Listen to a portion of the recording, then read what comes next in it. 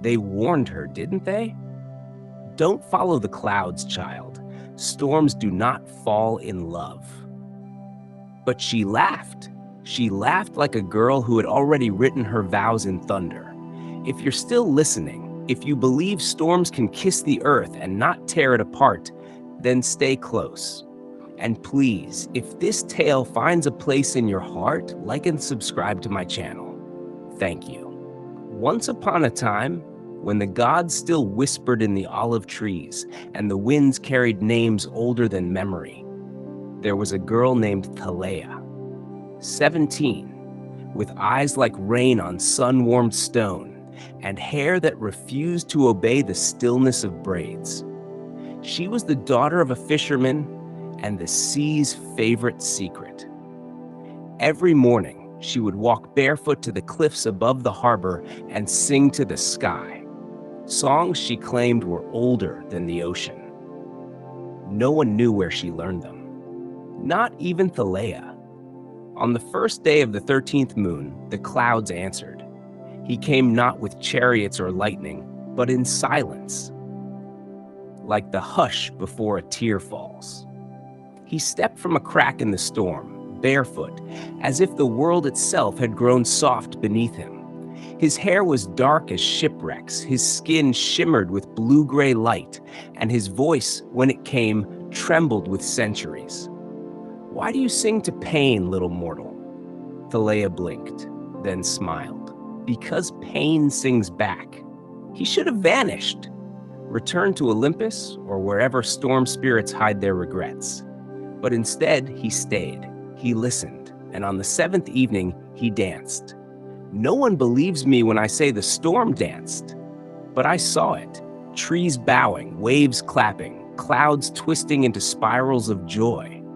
And Thaleia, with her feet on mortal soil, moved as if she were born from sky.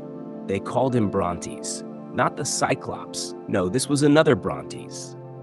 The storm given shape, regret given eyes. He told her that he was a punishment, a sorrow too great to be forgotten, so the gods cursed it into wind. She laughed at that. "You're not a curse. You're a vow that hasn't found its voice yet." Brontes didn't know how to love gently. He kissed her like thunder kisses cliffs, like rain drowns fire. And Thaleia? She didn't want gentle. She wanted truth. They met each dusk, her with flowers braided into her reckless curls, him with lightning in his hands, held behind his back like a promise he wasn't ready to speak. He asked once, just once, "Why aren't you afraid of me?" She turned to him with salt on her cheeks and a dare in her smile. "Because I was born during a shipwreck, I've already danced with drowning. But the village, oh, the village began to whisper. She's cursed, she walks with storms. The gods are angry. The sea has turned against us. They came with torches, with prayers half remembered. They begged her father to chain her inside the temple where no wind could reach. Her father, he cried. But chains do not bind the sky. That night, Thaleia ran with the storm's name on her tongue, ran with barefoot defiance and a heart louder than thunder.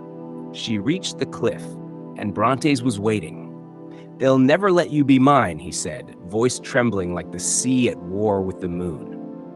She looked at him like a girl who just found her name. "Then I'll become yours." The sky opened, not with wrath, but with blessing. Rain like rose petals, wind like lullabies. She kissed him, and the world split. It's hard to describe what happened next. Some say she vanished into lightning. Some say she grew wings of mist. But this I know, roses bloomed on the cliffs that had never known flowers.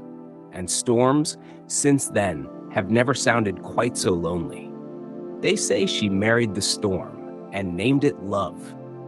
And when it rains now, when thunder sighs instead of screams, children say it's just Thaleia, humming lullabies to her Brontes. So if ever you find yourself dancing in the rain and it feels like the wind is holding your hand, maybe it is. Maybe love isn't soft. Maybe love is wild. Maybe love is a storm that chooses not to destroy you. And maybe, just maybe, that's enough.